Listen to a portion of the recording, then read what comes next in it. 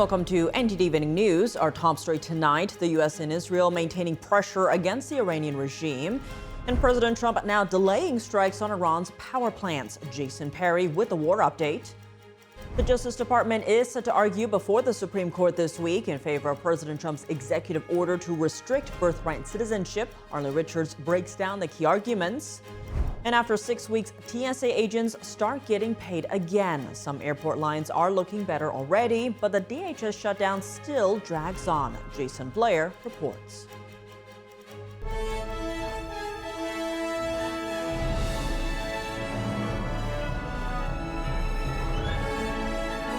This is NTD Evening News, live from our global headquarters in New York City. Here's Tiffany Meyer.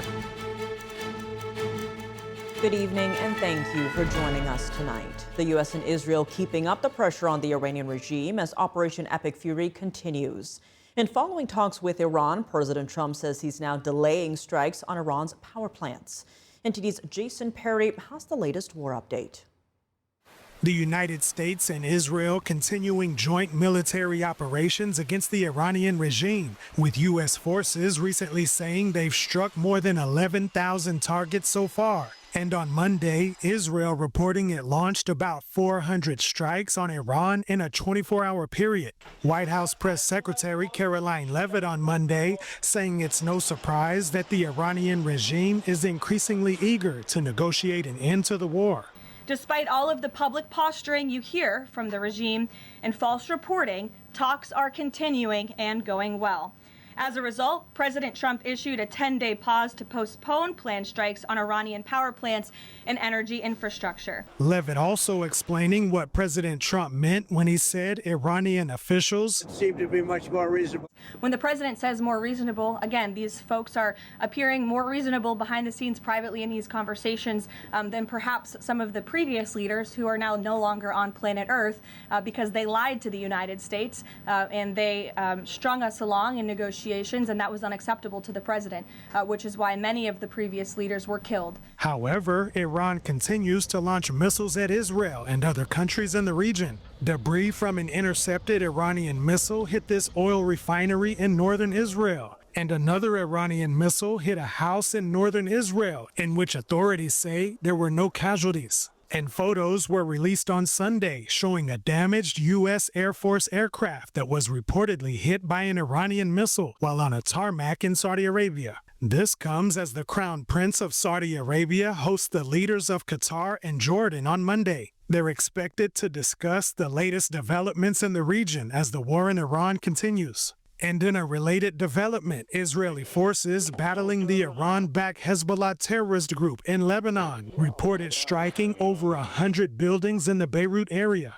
Israeli forces have vowed to take over part of southern Lebanon as they accuse the Lebanese government of not doing enough to stop Hezbollah from launching attacks at Israel. However, in a diplomatic shift, Lebanon recently expelled the Iranian ambassador from the country. However, the Iranian envoy did not leave Lebanon. Iran says he will continue his work as Iran's ambassador and will remain in Beirut. Jason Perry, NTD News. Multiple European nations say reopening the Strait of Hormuz is crucial at this time, and Iran once again firing a ballistic missile toward NATO territory. NTD's international correspondent Arian Pozdar has the latest on how the Iran war is impacting countries across the globe. We are working on a viable plan for the Straits of Hormuz, which I want to come back to. British Prime Minister Keir Starmer saying reopening the Strait of Hormuz is the single most effective way to bring down energy prices. But it is our duty to protect British citizens, particularly their concern will be not just the escalation of the war, but this sense that it's going to hit them and their families and their households. And I think probably uppermost in their minds at the moment is energy bills. The Chancellor of Germany also placing high importance on reopening Hormuz, suggesting Germany would assist a U.S. plan to reopen the strait. Germany will, of course, be ready to make its contribution to ensuring freedom of navigation in the Strait of Hormuz. We have already put forward extensive proposals on this matter. I would expressly suggest that we do so within the framework of an international contact group. Also on Monday, Iran once again firing a ballistic missile toward NATO territory. A spokesperson for the Western Alliance saying NATO again successfully intercepted the missile heading to Turkey. The spokesperson added that NATO is prepared for such threats and will do what is necessary to defend its allies. And the Prime Minister of Spain saying the nation's airports are closed to all US planes connected to the Iran war. All flight plans that involved actions related to the operation in Iran were rejected, every single one of them, including those of refueling aircraft. NTD's sister media, the Epoch Times, received a White House statement on the matter.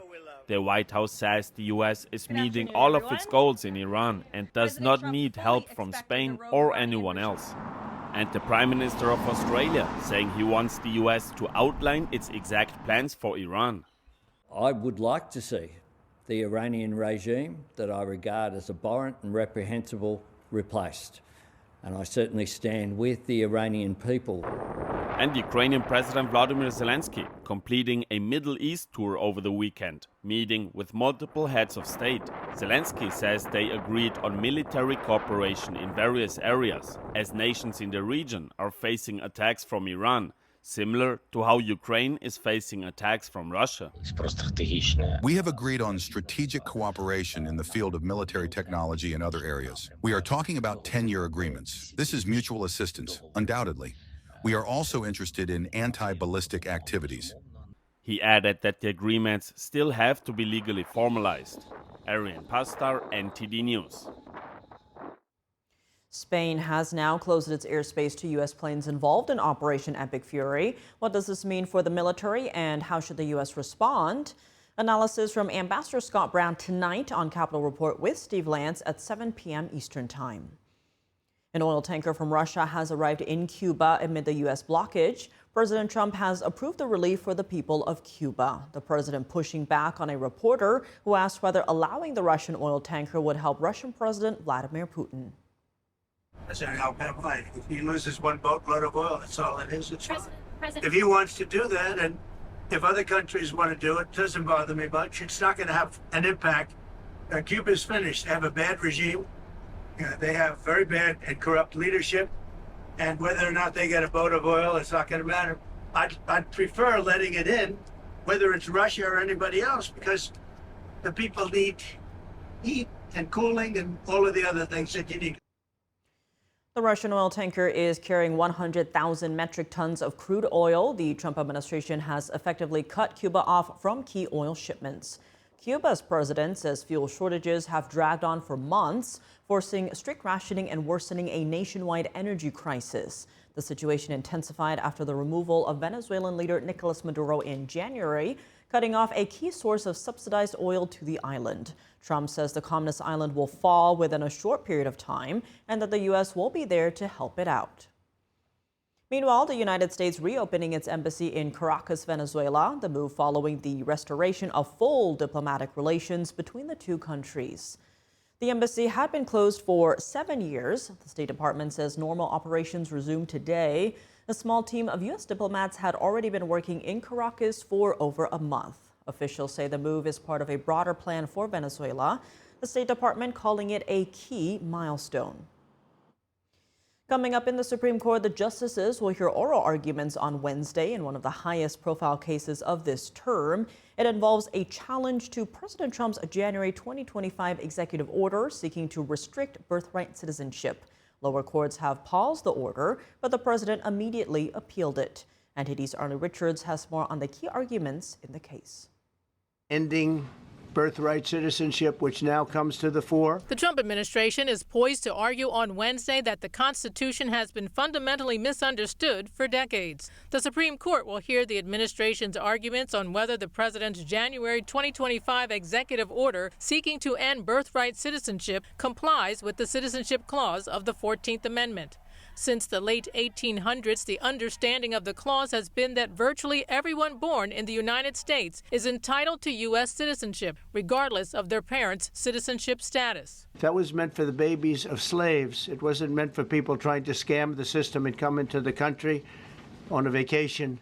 The president echoing his thoughts in a Truth Social post on Monday and saying we are the only country in the world that dignifies this subject with even discussion. In court filings, the Justice Department explained that the clause was adopted to confer citizenship on the newly freed slaves and their children, not on the children of immigrants temporarily visiting the United States or of illegal immigrants.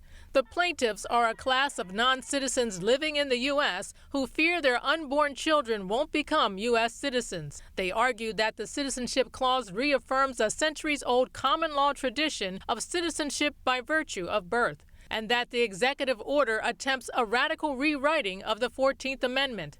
The long-standing interpretation of the clause is complicating President Trump's immigration policy. Hundreds of thousands of people are pouring into our country under birthright citizenship, and it wasn't meant for that reason. Much of the debate about the clause focuses on a particular phrase. To qualify for birthright citizenship, a child must not only be born in the United States, but also subject to the jurisdiction thereof. This week, the Supreme Court will likely try to find out what that phrase was intended to mean. Arlene Richards, NTD News. TSA agents have started receiving paychecks today following a memorandum from the president. This is while the Department of Homeland Security is in the 6th week of a shutdown. Security lines at some airports are already showing signs of improvement. The White House is calling it ridiculous that action from the president was necessary in order to pay TSA employees and is urging Congress to come back from their break to end the shutdown. NTD correspondent Jason Blair has more. It's because of the president that TSA agents are being paid. But again, he's calling on Congress to do the right thing, to come back to Washington and to fund and reopen the Department of Homeland Security fully. The Department of Homeland Security says that after 6 weeks, TSA agents began getting paid again on Monday. President Trump signed a memorandum last week to allow the DHS to use funds to get the TSA workers a paycheck. The president worked with his legal team here at the White House and the Office of Management and Budget to find a solution. Leavitt called it ridiculous that the president had to take these steps. It is the job of Congress to fund these agencies, and Democrats in Congress have voted 7 times against funding the Department of Homeland Security. Congressional Democrats are demanding changes to ICE. Senate Minority Leader Chuck Schumer says we've been clear from day one. Democrats will fund critical Homeland Security functions, but we will not give a blank check to ICE without reforms. Essential workers from other agencies like FEMA, the Coast Guard, and CISA are continuing to work without paychecks. The DHS shutdown is now in its 6th week, with Congress still stalled on funding. Meanwhile, the White House has deployed ICE agents to help at understaffed airports. Agents have been spotted checking IDs and boarding passes, assisting with luggage, and handing out water. There are reports that TSA lines at Atlanta and Houston airports have improved significantly as of Monday, with some others also showing signs of improvement. The TSA union says workers will need a few days to get their lives back in order. It's still going to take a little time for everybody to revamp their finances and get back up in order. The Senate came back from recess on Monday morning and held a short meeting, but did not talk about DHS funding. They are adjourned until Thursday, so most likely we won't have any major updates until then. Reporting in Washington, D.C., Jason Blair, NTD News. Today, the FBI detailed its investigation into this month's attack on a Michigan synagogue. Officials say the assailant was inspired by Hezbollah.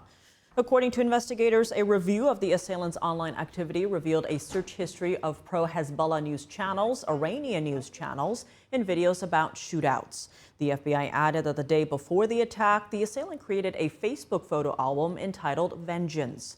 The album included images of former Iranian Supreme Leader Ayatollah Khomeini and Hezbollah's former Secretary General. The assailant also posted photos of family members who were killed in an Israeli airstrike. Israel said the strike targeted his brother, a Hezbollah commander. Investigators added that he sent his sister a video of himself, telling her that he would kill as many people at the synagogue as he could. Congress is beginning a 2-week recess. Meanwhile, DHS remains partially shut down, and key legislation, including the Save America Act, are on hold until lawmakers return on April 13th. NTD's Chris Bob has more from Washington. 44 days into the partial shutdown of the Department of Homeland Security, Congress is heading out for a 2-week recess. Lawmakers are not scheduled to return until April 13th. In the meantime, TSA agents are being paid again thanks to an executive order from President Trump. But across the rest of the DHS, including CISA, non-essential work remains paused, with employees either furloughed or working without pay. When they return, Congress will need to pass a funding bill that both parties and both chambers agree to. There's also a fight over FISA reauthorization, broader budget negotiations tied to reconciliation, and the Save America Act, which would require proof of citizenship to register to vote, as well as voter ID to cast a ballot at the polls. The Senate will hold only 4 pro forma sessions during the recess, brief meetings where no substantive legislation is expected to pass, as any single senator can block action. Their decision to leave D.C. is drawing criticism from both parties. Senator Mike Lee wrote, "College students go on spring break. The Senate shouldn't." House Minority Leader Hakeem Jeffries calling for the House to return and end the shutdown at DHS as well. Even within the Republican Party, frustration is emerging. Lee added, "Congress, especially the Senate, cannot skate by relying on President Trump to solve all our problems. Republicans have to justify their majorities by fighting for permanent policy victories, not can-kicking with unrealistic reconciliation promises. If we do not stand and fight today, we will not inspire Americans in November." For now, Congress remains technically in session, but functionally stalled. When lawmakers return on April 13th, they'll be walking into a backlog. Reporting from Washington, D.C., Chris Bobb, NTD News. Another round of No Kings rallies taking place across the country this past weekend. Some of the key attendees reportedly include communist and socialist groups funded by Neville Roy Singham, an American tech millionaire with known ties to China. Meanwhile, some protesters were carrying flags emblazoned with the hammer and sickle symbol. How concerned should Americans be about communist influence in our society? NTD's Sam Wong was out on the National Mall in D.C. to hear from the people. What's your reaction to all these No Kings protests happening across the country over the weekend? Pure silliness. Just what a joke.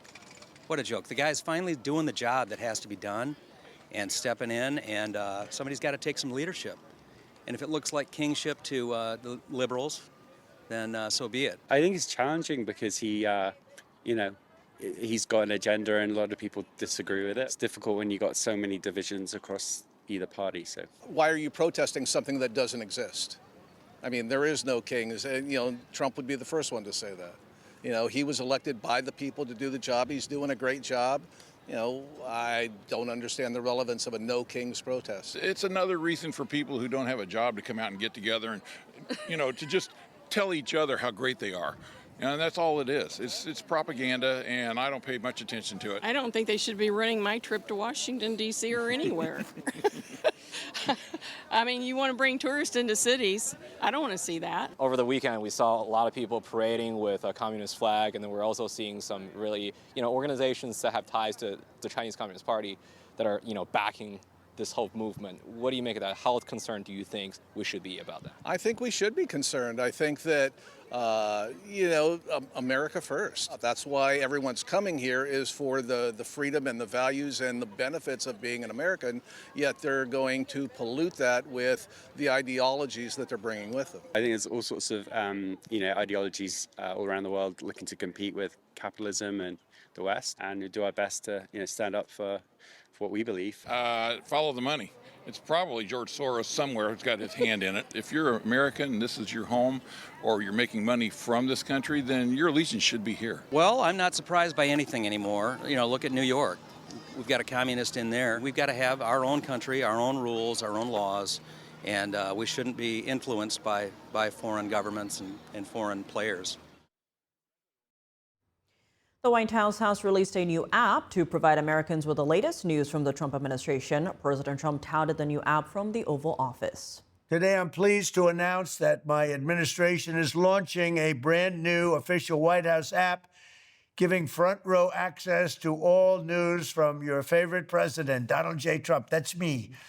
It's available today on the Apple and Android app stores. You can watch all White House events, read all my executive orders, and keep track of all of our promises made, promises kept. In a press release, the White House described the app as a direct line to the administration. Through the app, Americans can receive breaking news alerts on major announcements. Users will be able to watch live streams of briefings, speeches, and highlights. According to the White House, the app will also allow Americans to provide feedback directly to the administration. Coming up, more people are moving out of Los Angeles County. New census data shows a significant population shift with tens of thousands leaving. Christina Corona reports from El Monte, California. And another fake bomb threat targeting U.S.-based Shenyang Performing Arts, this time canceling a performance in Toronto, even though there was no credible threat. The organizers are condemning the Chinese Communist Party for the incident. Jack Bradley with the details next.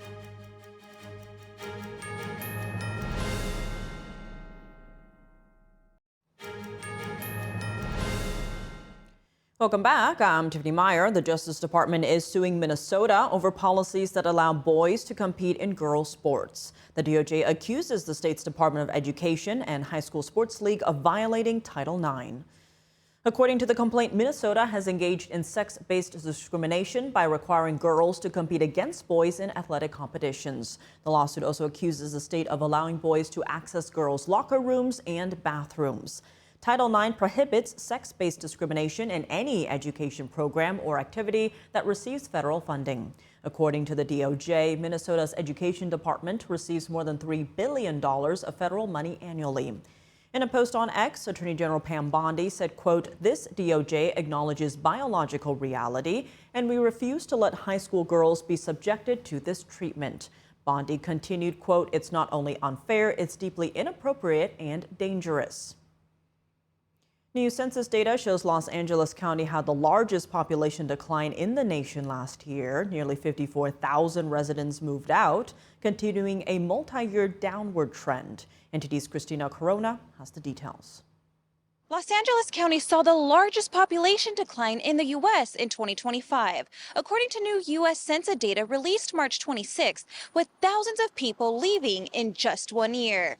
Nearly 54,000 people moved out of Los Angeles County between July 2024 and July 2025. This continues a trend that's been building for years. The population has dropped from more than 10 million in 2020 to just under 9.7 million, census estimates show. It's unclear where many of those residents are going. One LA County resident who asked to not be on camera said she believes that many people are leaving because they can no longer afford to rent or buy. She said homeowners now feels out of reach. But nearby, Riverside and San Bernardino counties gained more than 21,000 people combined. The Las Vegas area also added more than 21,000 residents last year. Despite the decline, LA County remains the most populous in the nation, nearly double the size of the next largest, Cook County, Illinois, with about 5.2 million residents.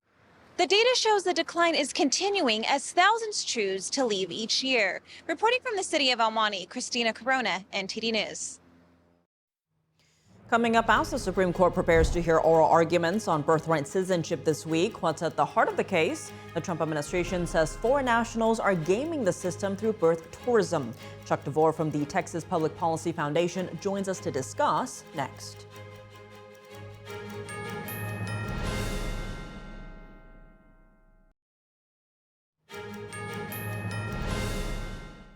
Welcome back. I'm Tiffany Meyer. Today, President Trump renewing his criticism of birthright citizenship as the Supreme Court prepares to hear oral arguments on Wednesday. The president's executive order restricting birthright citizenship is being challenged. This case has the power to literally change the meaning of what it means to be an American. Joining us now is Chuck DeVore, Chief National Initiatives Officer at the Texas Public Policy Foundation. Chuck, thank you so much for joining us. Great to see you again. Now, there's a lot of debate about the 14th Amendment's passage subject to the jurisdiction thereof. But I want to focus on the evidence we're seeing of people gaming the system as it stands. Here's how author of The Invisible Coup, Peter Schweizer, put it during a Senate hearing. Let's listen to that.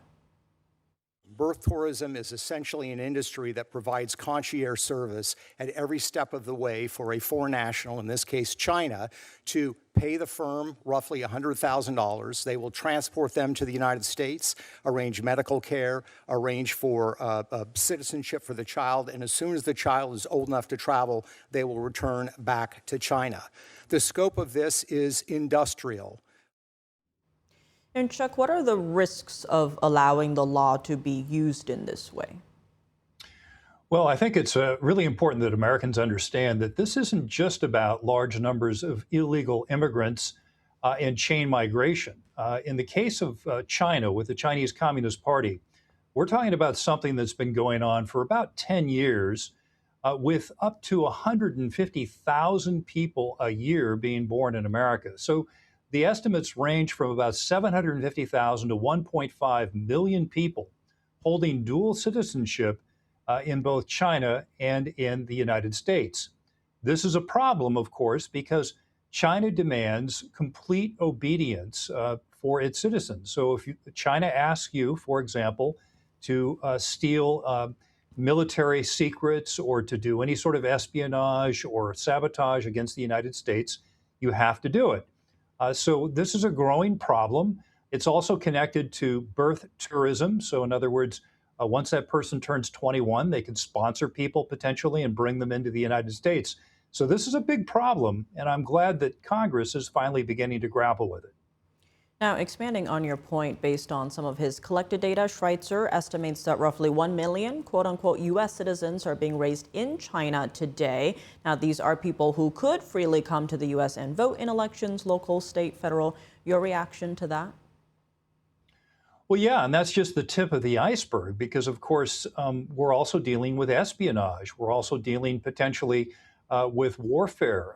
And it's important to understand that warfare takes many different forms. China has been quite adept in laying out their unconventional or unrestricted warfare concepts for decades now. So it's very important that we get a handle on this and we figure out how to reduce it regardless as to what the U.S. Supreme Court rules. And some of the things that can be done, for example, is you can crack down on the B visas that are being issued to people. For example, you could require pregnancy testing from certain high-risk nations. You can crack down on some of these surrogacy mills because this isn't just about people coming here from China, 8 months pregnant. This is also about contracting for people to give birth here in America who are American citizens and are being paid to give birth to babies. So these are some of the things that we can crack down on. In addition, we need to have a one visa, one nation proposal. This has been proposed by Senator Scott. I understand Representative Tiffany and my own representative Chip Roy have proposed this as well. And this takes on the challenge of the Commonwealth of the Northern Marianas Territories. The Commonwealth of the Northern Marianas Islands, has been allowing a lot of Chinese nationals to come in, give birth to people who are by law U.S. citizens, and then they go back home. And digging into action that could take place on the state level. For example, we do know that surrogacy companies are allegedly playing a big role in this industry. In one case, the Wall Street Journal reported that Xu Bo, the founder of a Chinese gaming company, fathered more than 100 children in the U.S. via surrogacy. Now, we can't independently verify that number, but this isn't an isolated report. So to your earlier point, elaborate on how states and officials can crack down on the surrogacy aspect here. Well, certainly surrogacy is completely regulated by state law. And while there certainly is legitimate cases for surrogacy where you have a couple who are unable because of biological reasons that they can't conceive of a child, it has been something that's been terribly abused by frequently Chinese nationals with a lot of money. Now, let me say there is one aspect of this that isn't completely malevolent, at least from the Chinese standpoint, and that's the fact that there are a lot of Chinese with money who are trying to shelter their money. They're trying to give their children better opportunity than they would have if they were purely a Chinese citizen. So I think some instances of this may be from the standpoint of someone wanting an opportunity for their child to actually live a better life in America. It's though important, very much important to understand, though, that China's laws still hold sway over that individual. And if they were enjoying being an American too much, the government would threaten their parents or other relatives that remain back in China. And Chuck, Pew Research conducted a poll last year asking Americans whether people born in the U.S. to parents who immigrated here illegally should have U.S. citizenship. It was a clear split down the middle. Why do you think people are so divided on this issue? Well, two reasons. I don't think Americans have been much educated as to how much this has been abused, number one. And number two, Americans like the idea of people becoming American. You know, we're a generous and open-hearted people. So until they're presented with clear evidence of the dangers and the abuse of this process, it's going to remain a split like you see in that poll. Well, Chuck DeVore, thank you so much for joining us. Thank you.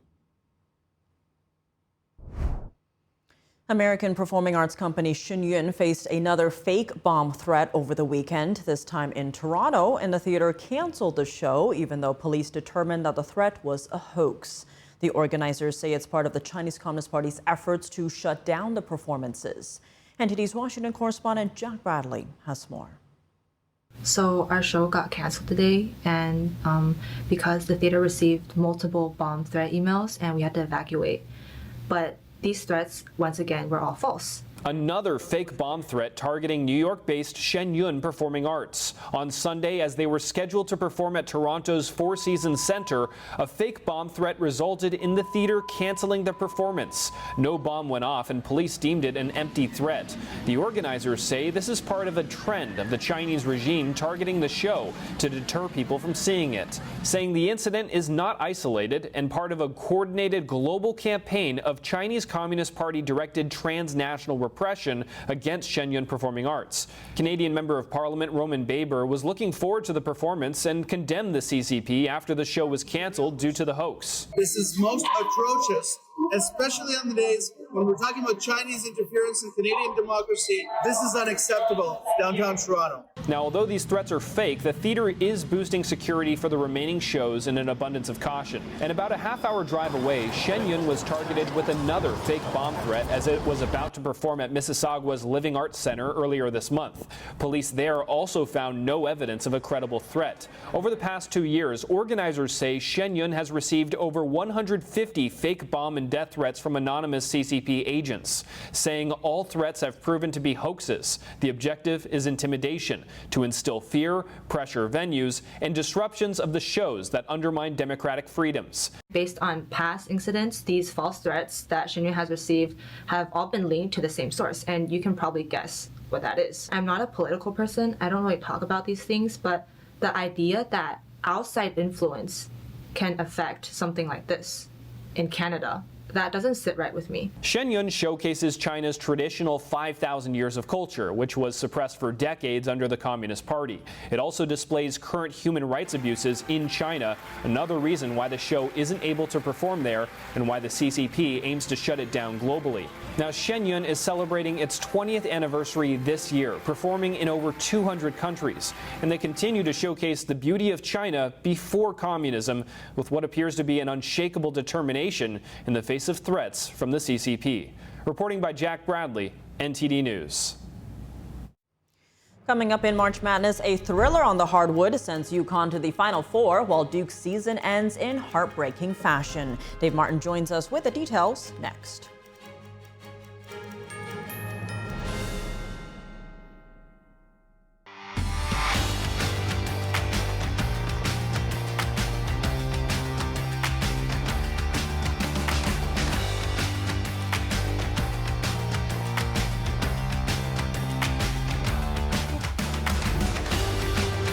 And now for your sports news, we're joined by NTD's Dave Martin. Dave, we've got some baseball and NBA news, but let's start in college basketball because we had several big games over the weekend. Let's start with that thrilling UConn-Duke game. How did the Huskies pull off that win? You know, I think that's what Duke is still asking themselves 24 hours later. I mean, you don't see teams come back from a 19-point deficit very often, even fewer in the NCAA tournament, and very rare against Duke, but that's what UConn did yesterday. They trailed as many as 19 points at several spots in the first half. They were down 15 at halftime. Even with 6.5 minutes left, it was still a 10-point game. Even with 10 seconds left, it looked bleak for UConn. Duke was inbounding the ball up 2, facing a trap, of course. I don't think Duke realized that they didn't actually have to get the ball past half court, though. UConn trapped Jaden Boozer right before the half-court line, deflected his pass, ended up stealing the ball, quickly got off a very long three-pointer by Braylon Mullins right at the buzzer. nothing but net.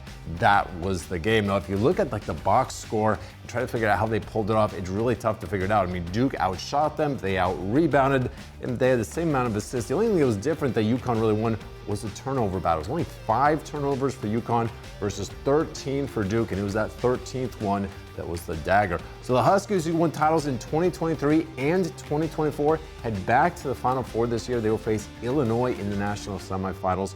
On Saturday, the Illini beat Iowa to advance. So very thrilling game there, Tiff, in case you missed it. I hope you got the whole what went on just from my verbiage on all those photos we had there, right? Is that a lucky 13? Unlucky 13 for Duke. Well, lucky depends on 13. who's looking at it. Exactly, yes. All right, well, looking at the other Final Four matchup, we have a battle of top seeds, Michigan versus Arizona. What do you make of this matchup? Oh, this is definitely a heavyweight bout here. You know, these two have the highest betting odds to win it. You know, two of the highest betting odds to start the NCAA tournament. With Duke out, they now have the 2 highest betting odds left. Now, this is really the Big 12 winner versus the Big 10 winner. Wildcats, 36-2 record. Wolverines, 35-3. Both of those teams really spent the majority of the season ranked somewhere in the top 2 or 3 of the AP poll. Now, Arizona beat Purdue by 15 in the Elite Eight to advance here. Before that, they handed John Calipari his worst NCAA tournament loss ever, beating Arkansas by 21. They've won 13 straight games overall. Meanwhile, Michigan, they beat Tennessee yesterday by 33 points. In fact, they've won all 4 of their tournament games by an average of 22 points, scoring at least 90 points in all 4 contests. Both teams average nearly 90 points a game. Both are in the top 20 in the NCAA in scoring. So this should be a high-paced, high-scoring, fast-paced game for sure. So the Final Four on Saturday. You ready for these start times here, Tiff? UConn versus Illinois starts at 6:09 Eastern, not 6:08 or 6:09. They got to jump the ball right then, and then that's going to be followed by Michigan versus Arizona. So it should be very fun Saturday night for all of us college basketball fans. All right. Is there a reason it starts at that specific time? You know, I've always wondered that. I mean, do they need like 9 minutes after they start the show exactly before they can do the tip there? I've always wondered that. It seems like every year it's one of those weird amount of times. Man, why not just 6:15 or something like that? If I were NCAA president, I would change that. And yet another thing I would do, all right? That's probably on the lower list of things to do, but I would do that for sure. We'll start putting it up behind you. Yeah, thank you.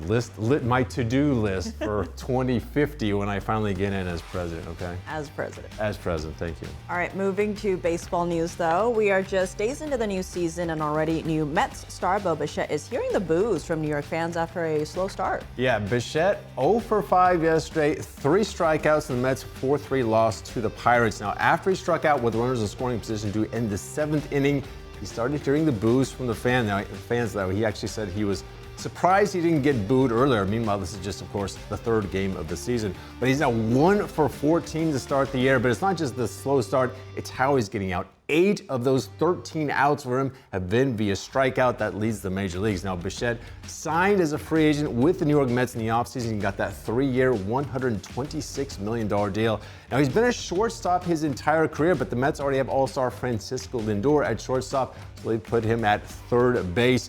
Maybe the new position change is kind of throwing him off, and we should have expected this. In any case, though, Bichette, I mean, he normally boosts, one of the best bats in the majors. He led the league in hits twice. He's had 3 seasons of at least 20 home runs. He's got a career average of 293. But he has been prone to strikeouts in the past. In 2022, he had 155 strikeouts with the Toronto Blue Jays. That was the 7th most in the American League. So maybe this isn't completely out of the ordinary. It's just kind of the way it is with New York fans anyway. So he and the Mets do face the Cardinals tonight, and we'll see if he can get the bat going. At least it'll be on the road, so he won't have to hear it from New York fans.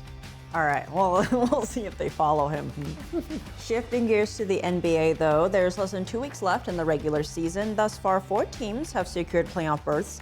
How soon are we to seeing more spots clinched? Well, they could be tonight. We've got some very complicated scenarios to go over for you here. The New York Knicks, they are idle tonight, but if Philadelphia loses to Miami tonight, the Knicks are in, and the Knicks have the 3rd best record in the East.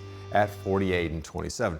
Meanwhile, in the West, the LA Lakers can clinch the playoff spot and win the division if they beat Washington and Phoenix loses to Memphis, and the Lakers are third in the Western Conference with a 48-26 record. Also in the West, the Denver Nuggets, who are right behind LA, can clinch a playoff spot if the Lakers beat Phoenix. I'm sorry, Lakers beat Phoenix and Phoenix, I'm getting mixed up. If the Lakers beat Washington, I'm really getting mixed up here. It's a lot of teams. The Lakers beat Washington and Phoenix wins over Memphis instead of loses. Nuggets have a 48-28 record.